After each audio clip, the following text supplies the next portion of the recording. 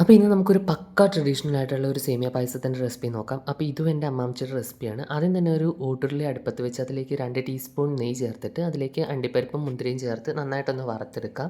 അണ്ടിപ്പരിപ്പും മുന്തിരിയും ഏകദേശം ഈ ഒരു പരുവം ആയി കഴിയുമ്പോഴത്തേക്ക് അത് നമ്മൾ ഒരു പാത്രത്തിലേക്ക് മാറ്റിയിട്ട് ഈ ഉരുളിയിലേക്ക് തന്നെ നമുക്ക് 250 ഗ്രാം സേമിയ ചേർത്ത് നല്ല ബ്രൗൺ കളർ ആവുന്ന ഒരു മീഡിയം ഫ്ലെയിമിലിട്ട് നന്നായിട്ട് ഇളക്കി വറുത്തെടുക്കാം.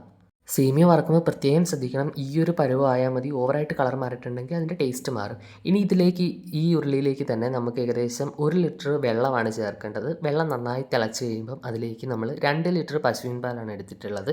അതേപോലെ തന്നെ 1 ടീസ്പൂൺ നെയ്യും ചേർത്ത് നന്നായിട്ട് ഇളക്കി ഒരു മീഡിയം ഫ്ലെയിമിലിട്ടിട്ട് ഒന്ന് തിളപ്പിച്ചെടുക്കുക.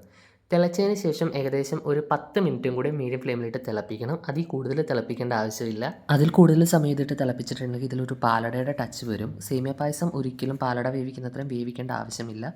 അപ്പോൾ ഏകദേശം ഒരു 10 മിനിറ്റ് കഴിഞ്ഞതിന് ശേഷം ഇതിലേക്ക് നമ്മൾ വറുത്ത് മാറ്റി വെച്ചിരിക്കുന്ന സേമിയയും ചേർത്ത് നന്നായിട്ടൊന്ന് ഇളക്കി കൊടുക്കണം. സേമിയ ചേർത്ത ശേഷം ഒരു 15 മിനിറ്റ് ആയിട്ടുണ്ട്. ഇപ്പോൾ നമ്മുടെ സേമിയൊക്കെ നന്നായിട്ട് വെന്തിട്ടുണ്ട്. ഇനി നമുക്കിതിലേക്ക് 1 ടീസ്പൂൺ ഏലക്കാപ്പൊടിയും അതേപോലെ തന്നെ 1.5 കപ്പ് പഞ്ചസാരയും ചേർത്ത് നന്നായിട്ട് ഇളക്കാം. ഇതിലേക്ക് 1.5 മുതൽ 2 കപ്പ് വരെ പഞ്ചസാര നമുക്ക് ചേർക്കാം. അത് നിങ്ങളുടെ മധുരത്തിനനുസരിച്ച് വേണം ചേർക്കാനായിട്ട്. അപ്പോൾ ഇത്രയും ചേർത്ത് നന്നായിട്ട് ഇളക്കി മിക്സ് ചെയ്തതിന് ശേഷം നമ്മൾ അതിലേക്ക് വറുത്ത് വെച്ചിരിക്കുന്ന അണ്ടിപ്പരിപ്പും മുന്തിരിയും അതേപോലെ തന്നെ 1 ടീസ്പൂൺ നെയ്യും ചേർത്ത് നമുക്ക് ഫ്ലെയിം ഓഫ് ചെയ്യാവുന്നതാണ്.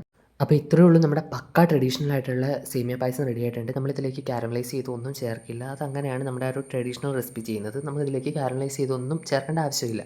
പിന്നെ എൻ്റെ മുത്തശ്ശി പറഞ്ഞൊരു കാര്യം, ഇത് അടുപ്പത്ത് തന്നെ ചെയ്യാൻ നോക്കാമെന്നാണ്. പക്ഷേ ഞാൻ അടുപ്പത്ത് ചെയ്യാനാണ് പ്ലാൻ ചെയ്തിരുന്നത്. പക്ഷേ ചെയ്യാനായിട്ട് എല്ലാം റെഡിയാക്കി വന്നു കഴിഞ്ഞപ്പോൾ നല്ലൊരു അടിപൊളി മഴ വന്ന്. അപ്പോൾ അതുകൊണ്ട് ഞാൻ എല്ലാം വീടിനകത്തേക്ക് മാറ്റി. അപ്പോൾ ഇത്രയേ ഉള്ളൂ ഈ റെസിപ്പി. എന്തായാലും നിങ്ങൾ ട്രൈ ചെയ്ത് നോക്കുക. നിങ്ങൾക്ക് ചാനൽ ഇഷ്ടപ്പെട്ടെങ്കിൽ സബ്സ്ക്രൈബ് ചെയ്യാനും ലൈക്ക് ചെയ്യാനും മറക്കരുതേ.